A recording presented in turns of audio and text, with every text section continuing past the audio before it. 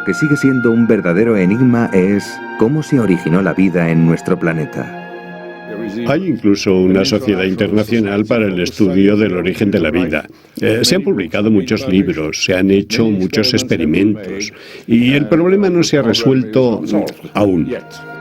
Hay quienes opinan que la vida surge a partir de la combinación natural de los elementos químicos.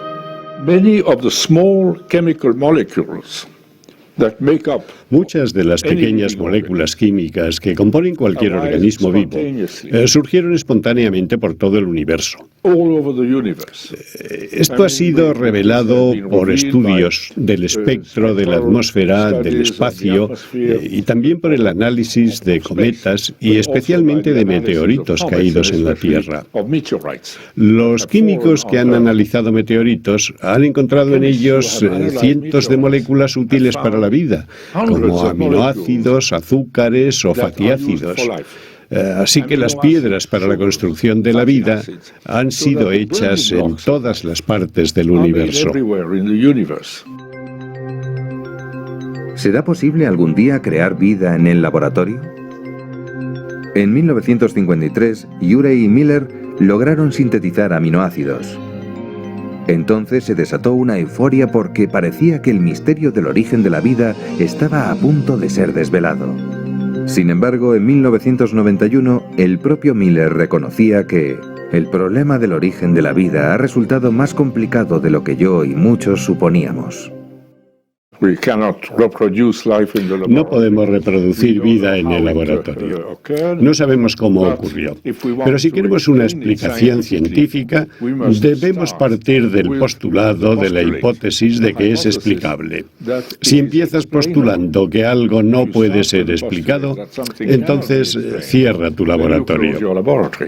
Según el físico Paul Davies, aún estamos muy lejos de comprender cómo apareció la vida en la Tierra. Algunos biólogos van más lejos y afirman que nunca sabremos cómo se originó la vida realmente. Pero, ¿podremos saber al menos dónde surgió la vida? ¿Apareció solo en la Tierra o tal vez también en algún otro lugar del universo? La búsqueda de vida en otros planetas es una constante en los programas de exploración espacial desde que el hombre pisó la Luna en 1969.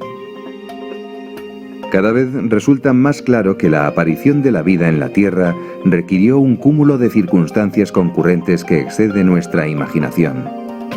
Tanto que algunos científicos denominan al nuestro el planeta privilegiado. Veamos algunas de las condiciones sin las que no habría ser viviente en la Tierra. Estamos hechos de carbono, oxígeno y nitrógeno. Esos elementos surgieron a causa de reacciones nucleares en el interior de las estrellas.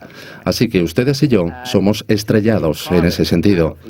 Y para hacer carbono a partir del helio necesitas unas resiliencias muy especiales. Y si las constantes de la naturaleza hubieran sido ligeramente distintas, no hubiese habido carbono y no hubiera existido vida tal y como la conocemos. Esto es solo un ejemplo, pero todo lo que ves en las leyes de la naturaleza, como la fuerza de la gravedad o las fuerzas nucleares, entre otras, están ajustadas con suma precisión para permitir la vida en la Tierra como la vemos. Necesitamos, ante todo, tener a la distancia adecuada una estrella de magnitud media, o sea, el Sol. Pero también debe haber un planeta grande, como Júpiter, para actuar de escudo protector contra los grandes cometas y meteoritos. Eso no basta. Sin un satélite del tamaño de la Luna, no se equilibraría el eje de la Tierra justo con la inclinación adecuada para evitar las oscilaciones climáticas. También es imprescindible un campo magnético que nos proteja de la radiación solar, esencial para la vida, pero perniciosa a partir de un cierto grado. Pero, ¿cómo tendríamos ese campo magnético si el núcleo de la Tierra no fuese exactamente como es? Y así podría detallarse una enorme lista de circunstancias geológicas y astronómicas que resultan absolutamente imprescindibles para que un planeta pueda albergar la vida.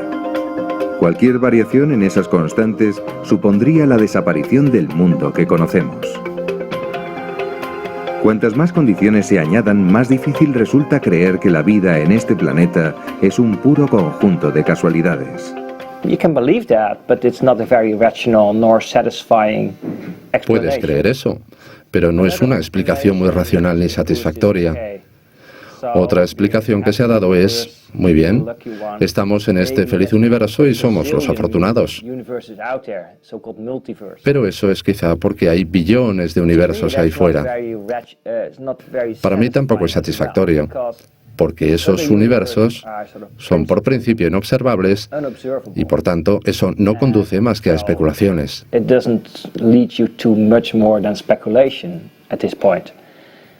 Todavía hay otra explicación. Desde mi visión cristiana del mundo, puedo descubrir otras razones para creer que hay un Dios que está más allá del espacio y del tiempo, que fueron creados en el Big Bang. Un Dios que ajuste esos parámetros para que la vida evolucione en este universo. El mundo podría haber sido de muchas otras maneras, pero en ninguna de esas otras maneras hubiésemos estado nosotros. Entonces, el hecho de que nosotros hayamos sido posibles, hayamos surgido en este universo, quiere decir que este universo ha sido pensado de un modo muy especial. Ha sido, como por decirlo así, programado para que en él pudiese surgir el hombre. Esto es lo que en una versión un poco más neutra viene a decir el principio antrópico. La probabilidad de encontrar tal cúmulo de requisitos en otros lugares del cosmos es escasa. Muchos científicos piensan que estamos solos en el universo. A pesar de eso, se mantienen los programas de escucha del espacio para atisbar cualquier signo de vida extraterrestre. ¿Apareció la vida en algún lugar del espacio y desde allí viajó hasta la Tierra en algún meteorito o cometa? No hay indicios de ello. Hoy, el número de teorías sobre cuándo, dónde y cómo se originó la vida sobre la Tierra se ha multiplicado. Una de las cuestiones por dilucidar es cómo tener certeza de cuáles eran las condiciones exactas de la Tierra primitiva en el momento justo de aparecer la vida. ¿En qué lugar de la Tierra apareció la vida? Como escenarios posibles se han propuesto el océano, una laguna, un charco, una dorsal oceánica, fuentes termales o el hielo de los polos. El examen de la bacteria más elemental muestra una extraordinaria complejidad. Aun cuando se consiguiera crear en el laboratorio algo con propiedades similares a la vida, cabría preguntarse, ¿sucedió así en realidad? Los volcanes, las placas tectónicas y la erosión han borrado la mayoría de las señales de los primeros miles de años de existencia de la Tierra. Así pues, es muy difícil descifrar cómo, dónde y cuándo surgió la vida. Es más, ni siquiera hay una respuesta unánime a la pregunta ¿qué es la vida? El premio Nobel de Medicina, Werner Arber, lo reconoce. No puede entender cómo todas esas moléculas pudieron juntarse para formar estos organismos unicelulares o multicelulares. Como científico es honesto. Confiesa estar lejos de entender completamente lo que es la vida. Nuestro planeta se formó hace unos 4.500 millones de años. La vida apareció relativamente pronto, hace unos 3.800 millones, aunque de forma muy elemental. Los primeros seres vivos pudieron ser muy parecidos a los actuales estromatrolitos australianos.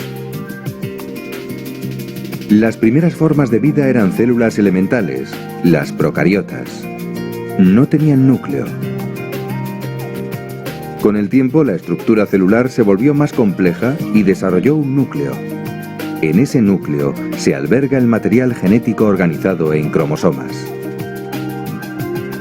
Todo esto sucedió hace unos 1.800 millones de años por unos caminos que hoy siguen siendo un misterio para nosotros. A partir de entonces, los cambios en los vivientes serían mucho más rápidos. Un gran paso adelante fue la aparición de los organismos pluricelulares, seres vivos formados por más de una célula. Sus primeras huellas tienen 550 millones de años. Uno de los temas fascinantes, porque hoy está aflorando un nuevo material, es el del origen en el Cámbrico de todas las filogenias animales. Por filogenia, entendemos todo el conjunto de animales que tienen un plan organizativo común. Por ejemplo, los moluscos, los anélidos, las lombrices, para entendernos, los crustáceos o los artrópodos, que son los progenitores de los insectos. Otra cosa fascinante es que en los fósiles del Cámbrico, incluso en los más antiguos, ya están presentes los cordados, animales que ya tienen una estructura con eje dorsal y por tanto progenitores de los vertebrados y por eso progenitores nuestros. Y además están ya presentes los vertebrados. Los primeros restos de plantas que iniciaron la conquista del medio terrestre datan de hace unos 410 millones de años. Hace 360 millones de años ya había anfibios que ocasionalmente salían a merodear por la superficie terrestre. Pero no fue hasta hace 338 millones de años cuando aparecieron formas de vida animal que lograron la liberación definitiva del medio acuático. Con el gran desarrollo de las plantas obviamente acuáticas, pues todo sucede en el mar, se desarrollaron también animales y que después dieron origen a una gran explosión de predadores. Los predadores desarrollaron modos cada vez más eficaces de atacar a las presas y las presas siempre nuevas maneras de defenderse. Esto aceleró los mecanismos evolutivos, pero esta es una hipótesis entre tantas. Hace 250 millones de años, la vida tuvo que hacer frente a una crisis, la extinción masiva más grande conocida hasta la fecha. Supuso el final de más del 90% de las especies existentes. No se conocen las causas, pero es probable que se debiera a un cúmulo de catástrofes cercanas en el tiempo. La recuperación de la vida vino marcada por la eclosión de los reptiles. Es la era en la que dominan los dinosaurios. Su desaparición, hace 65 millones de años, es objeto de debate. Se suele asociar al impacto de un meteorito en un lugar de México. Los beneficiados de la extinción de los dinosaurios fueron los mamíferos. Colonizaron casi todo el medio terrestre y también algunas zonas del acuático. Resulta de especial interés para nuestra historia biológica la aparición de los primates. En su seno se formaría la superfamilia Hominoidea, el género biológico del que formamos parte los humanos. La vida es un acontecimiento natural, pero, al mismo tiempo, parece un hecho misterioso. No solo desconocemos su origen, sino que también ignoramos las causas de muchos de sus episodios más relevantes. Entre ellos destaca la aparición del hombre, un ser cuya inteligencia prodigiosa le lleva a interrogarse por su destino y por el sentido del sufrimiento. En él late el ansia irrefrenable de una vida inmortal plenamente feliz, gozando de un ser absolutamente bueno. ¿Cuál fue el origen del universo y de la vida? ¿Somos solo el resultado de una cadena de causas naturales? The totality of the organization of the universe is La totalidad de la organización del universo es una condición para la aparición de los seres humanos en el mundo. Y esto muestra que el universo tiene una finalidad interna. Y desde luego, si el universo tiene una finalidad interna que está dirigida a nosotros, seres humanos, entonces es razonable suponer que hay también una finalidad externa. Dios creó el mundo de tal forma que los seres humanos evolucionemos en él y podamos entrar en una relación de amor con nuestro Creador. La ciencia experimental no basta para explicar las cuestiones que más acucian al hombre. Así, ciencia, filosofía y religión no solo no se oponen, sino que se complementan. Razón y fe nos permiten abarcar plenamente la maravilla de la creación.